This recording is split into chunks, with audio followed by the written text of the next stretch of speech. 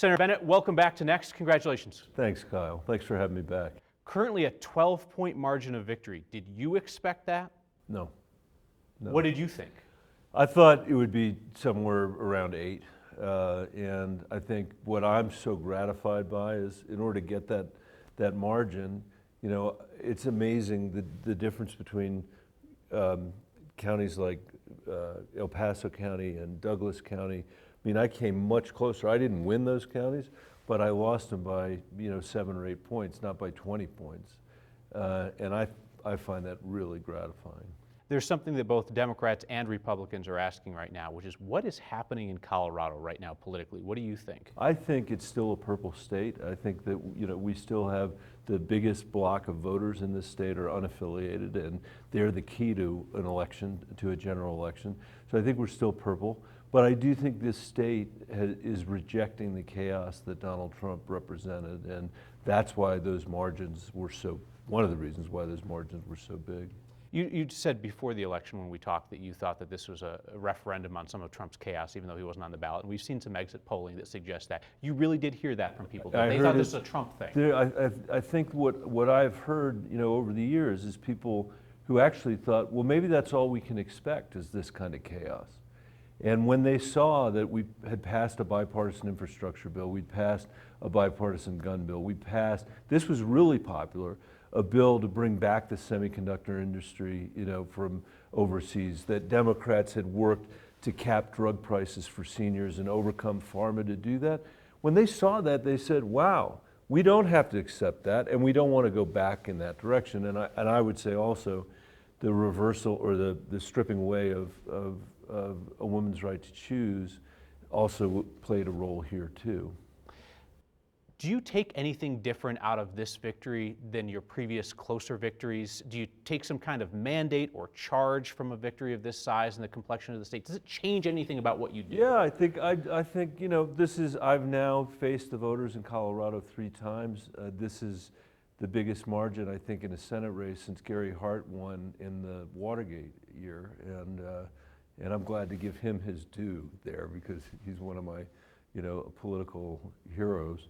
But I think that I ran on a very clear message that I believe that the era that was started by Ronald Reagan's trickle-down economics, that's been a 40-year Washington consensus that's made our economy so unequal and so unfair, created so much income inequality in this country that we're at risk of losing the democracy as a result, that I think I now have the chance to go back there and help lead the effort to move us in a different direction. And that's where I think Colorado is. That's where I think the American people are as well. You've talked about economic inequality being one of the driving factors in how you've become more progressive in your time in the Senate. Do you see that as you changing with Colorado? You're following Colorado's lead? What's your mindset on that? I think I'm following Colorado's lead because 14 years of town halls where people are working themselves to the bone but can't afford the basic elements of a middle-class life. The kids I used to work for in Denver, whose parents feel like no matter how hard they work, they can't get their kids out of poverty. I have seen that day after day after day, Kyle, that this economy is not creating the kind of opportunity that it was post-World War II going into the early 1970s. And we can do that again in America. We don't have to accept the idea that we're just going to outsource everything to Southeast Asia or China. We can bring things back here. And I don't know whether, I'm not sure that, we can describe that as progressive. I just think that's where we are in this moment in American history. And I think we can't give up. In other words, I think we can't just assume that the only result of a market capitalist system is to heap all the benefits to the wealthiest people in America. I mean, if that is what we're going to continue to do, our economy is going to collapse and the democracy is going to collapse with it. But I think we can do better. So you are headed back to an institution that best hope for Democrats would be that you have another slim majority like you did before, a system and a process that you've described as broken. So congratulations on 6 more years of that. Do you think anything changes as a result of this election in terms of the functionality of Congress? I think that hopefully that the impatience of the American people with the Trump era, we were talking about a minute ago, an acknowledgement by everybody almost that this was a really good night for the party in charge versus the folks that were trying to become in charge. I hope that that inspires people to want to work together to get something done. Mitt Romney wrote an op-ed piece you might have seen in the Wall Street Journal this week where he said there are two paths for the Republican Party. One path is constructive, bipartisan legislation on behalf of the American people. The other path, you know, screaming matches to get on television. Mitt is very clearly, you know, a guy who's interested in this path. I'm a person who's interested in this path, and I hope we'll be able to make some progress. You know, as I said, we made a lot of progress in the last 2 years, and that could continue. So if you serve out the rest of the term you were just elected to, you become Colorado's longest serving senator since people rode horses to work.